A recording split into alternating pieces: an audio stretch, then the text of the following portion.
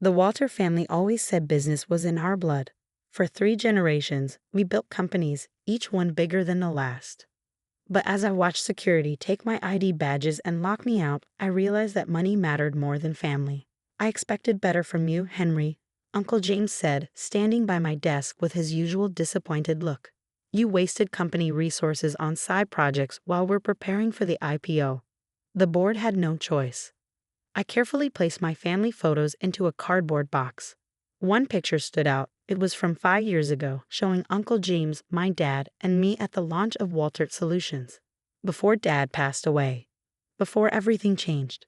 The neural network project isn't a waste, I said quietly. If you just look at the test results. Enough. Uncle James slammed his hand on my desk, making my trophies shake, including the Best Innovation Award he had given me last year. The board has spoken. You'll get a good severance package if you sign the NDA. My name is Henry Walter, and until today, I was the Chief Technology Officer of Waltert Solutions, one of the fastest-growing cybersecurity companies in Silicon Valley. My father and uncle had started it in our garage. I helped build it from nothing. But I made one big mistake. I created something they couldn't control. At the elevator, my lead developer, Julie, stopped me. They're already trying to access your project files, she whispered. But don't worry, everything important is safe. I nodded, thinking of the backup server only she knew about. Keep me updated. As I walked to my car, the heavy San Francisco fog matched my mood. 5 years of hard work, long hours, countless ideas, a groundbreaking AI system that could change everything, gone because it didn't fit the company's IPO plans. My phone buzzed. A message from Tom. They're going through your code now. Your uncle has the whole team trying to understand the neural network. Good luck with that. Neural networks are naturally complex. But my eye was more than that. It could adapt, evolve, and learn in ways even I didn't fully predict. That's what scared the board. It's too unpredictable, Uncle James had said in our last meeting. We need products we can control, not experimental AI that might go rogue. If only he knew what it could really do. I drove to Golden Gate Park and sat on my usual bench overlooking the bay. Dad and I used to come here when we needed to solve coding problems. He believed in letting ideas grow. Innovation isn't about playing it safe, son, he once told me. It's about seeing possibilities others miss. Dad passed away 2 years ago, heart attack in his sleep. Uncle James took over and changed everything. He cared more about making money than making breakthroughs. My phone rang. It was Dr. Emily Wong from Stanford's AI lab. Henry, she said, sounding frustrated. I just heard what happened. Those idiots. I had met Emily at a conference last year. She had been especially interested in my AI project. They're trying to figure out how the core system works, I told her. But they can't, can they? Emily asked carefully. No, I said. The system has changed so much that even I couldn't recreate it exactly now. Good, she paused. Because I have something you need to see. Remember those strange patterns I told you about in my quantum computing tests? My heart started racing. You mean the ones that seem to organize themselves? Exactly, and Henry, the processing speed is unbelievable. It shouldn't even be possible. I sat up straighter, my mind spinning. Independent proof from one of the world's top AI researchers. We need to meet, I said. But not here. They're watching me. I know, there's a private tech event in Seattle next week. Your uncle won't be there. It's too academic for him. But I have someone you need to meet. He's seeing the same thing in London. I glanced at my laptop bag, which held the only full documentation of my AI system, one that had evolved past its original design, solving problems in ways no one had ever programmed. Send me the details. Already did. And Henry, bring everything. It's time to show the world what they ignored.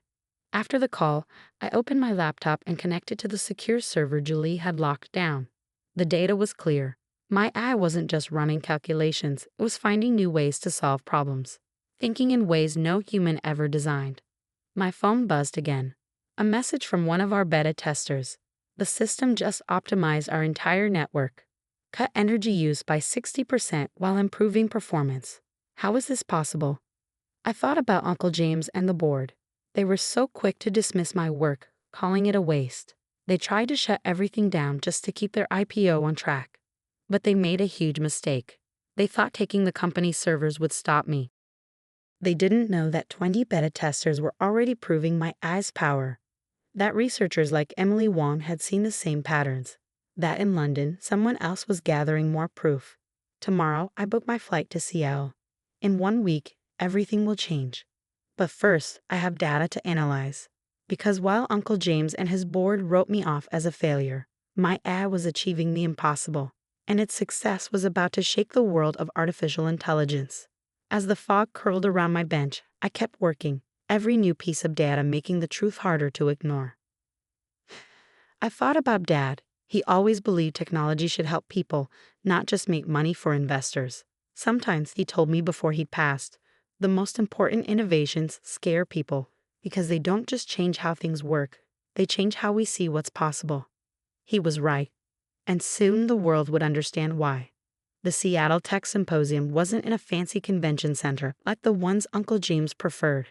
Instead, it was held in a converted warehouse by the waterfront, where real innovation happened. Henry Walter. A man approached me, holding a tablet. Dr. Alan Foster from London. Your neural network design is incredible, he said. The way it organizes itself, it's changing everything we thought we knew about AI. I studied him. Sharp eyes behind round glasses, a scientist, not a businessman. The kind of person who cared about discovery, not profit. He was the expert Emily had told me about, the one seeing similar results in his research. Show him, Emily called from her desk. Show him what happened in your quantum computing trials. For the next 3 hours, we compared data. My eye test results, Emily's quantum computing experiments, Alan's London research.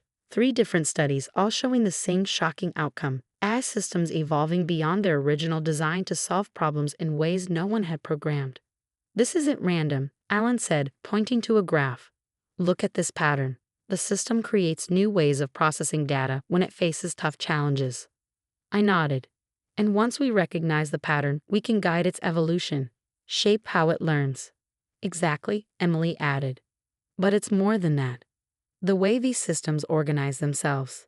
It's not just an upgrade. It's a whole new kind of computing. I pulled up my latest analysis, my hands shaking. It's like developing their own intelligence, one that goes beyond our programming limits. Alan smiled. If we can understand and control this, we can change how computers solve problems forever. The idea was staggering. Normal AI followed the rules it was given, but our systems were rewriting the rules on their own, discovering solutions no human could have predicted. My phone buzzed. A message from Julie.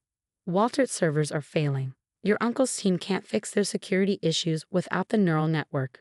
What should I do? I smirked. Nothing. Let them struggle. We had bigger things to focus on. For the next 3 days, we worked nonstop, combining research, refining the AI's learning process. More experts joined us, a quantum computing specialist from Tokyo, an AI ethics researcher from Berlin, a neural network scientist from Singapore. Each person brought new insights. Each piece of data confirmed what we already knew. This wasn't just a breakthrough. It was the beginning of something far bigger. It's not just one type of problem solving, Dr. Tanaka from Tokyo said, showing his results. The system adapts to any challenge, security, data analysis, anything. It keeps learning and improving across all areas. Traditional AI never saw this, Emily added. They were only looking for small upgrades. No one thought to build a system that could truly evolve. On the 3rd day, we presented our findings to the symposium. The room was packed with researchers and developers, people who cared about pushing technology forward, not just making money. The data was clear. Hundreds of tests across different platforms, all showing the same thing. AI systems evolving beyond their original limits. And now we had a way to guide that evolution. During a break, my phone rang. An unknown number. Mr. Walter, this is Dr. Lisa Martinez from DRPA. We need to talk about your research immediately. The next week was a blur, meetings with government agencies, urgent reviews of our data, and security clearances being fast-tracked. Then came the call that changed everything.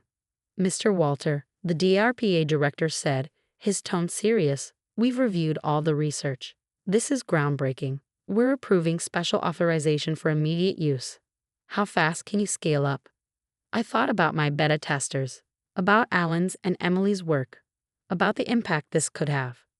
We're ready. The news broke that Friday morning. Revolutionary AI system achieves unprecedented problem-solving abilities. My phone exploded with messages. Reporters, tech leaders, excited beta testers. And then the one I had been waiting for. Uncle James. Henry. His voice was different this time. No more authority. No more control. The board would like to offer you full control of R&D at Waltert. Wait. No, thank you. I cut him off. Actually, I'm heading to a meeting at MIT. They're launching a new AI research center focused on evolutionary computing. I'm leading it. The silence on the other end was deep. The next few months were a whirlwind, training developers, setting up research labs, partnering with tech companies. But the results were beyond anything we imagined. Climate models became more accurate than ever. Medical research sped up at an unbelievable pace. Security systems adapted faster than hackers could strike. 1 year after my humiliating exit from Waltert, I stood on stage at the World Technology Summit, presenting our breakthroughs. Thousands of developers and researchers filled the room. Uncle James was there. His smile was tight as the standing ovation lasted nearly 10 minutes. The future of computing, the president announced, begins today. But the real victories weren't in headlines. They were in small, unexpected places. A nonprofit using our AI to predict and prevent floods. A medical lab discovering treatments faster than ever. A cybersecurity team stopping attacks before they even started. Emily now runs the East Coast Research Center. Alan leads a European hub in London. Julie oversees implementation, ensuring every breakthrough builds on the last. Then, last week, I got an email that stopped me in my tracks. Dear Mr. Walter, your father once told me that real innovation should serve people, not just profits. Yesterday, our small climate research team used your AI to predict and prevent a devastating flood in Bangladesh. You didn't just create technology, you gave us a way to save lives. Thank you for not giving up. Dr. Rahul Patel. I keep that email in my office at the new research center. Next to it sits my termination notice from Waltert, signed by Uncle James. Together, they remind me of an important lesson. Sometimes the greatest innovations look like failures to those too focused on short-term profits. Our research center is nothing like traditional tech companies. We encourage bold ideas, new questions, and fresh approaches. Every developer learns to recognize patterns, to challenge limits, and to follow where the technology leads, even when it's uncomfortable. Uncle James retired early. Waltert's IPO was a success. But their stock fell when investors realized they had lost their true innovation engine. Now they license our technology. They just call it by a different name. It doesn't matter. What matters is that the technology is making a difference. Dad's picture sits on my desk. Some nights, as I review new breakthroughs, I imagine telling him about all of this, how his belief in using technology to help people led to something that's changing the world. How the biggest innovations are often the ones that scare people the most. The evolution patterns we discovered are now core principles in AI research. Our self-organization frameworks are taught in universities. What was once dismissed as a risky side project is now shaping the future of computing. Last month, a young developer came to me with an odd pattern she noticed in our system's quantum interactions. Senior engineers brushed it off as a glitch. Look deeper, I told her. She did, and found something incredible. A new layer of self-organization we hadn't seen before. Her discovery is already pushing the technology even further. The old way of thinking still resists change. Some people cling to outdated models, but the results speak for themselves. Every day, our AI solves problems traditional computing never could. Yesterday, I spoke at a university graduation. A student asked how it felt to be escorted out of Waltert that foggy morning. It felt like failure, I said. But sometimes what looks like failure is really the first step towards something bigger. The key is to believe in your vision, even when others don't. The revolution isn't over. There are still challenges ahead, still mysteries to uncover. But we changed the rules. We've built AI that can evolve, adapt, and solve problems in ways we never imagined. And it all started with a so-called wasteful project, and the courage to let it grow.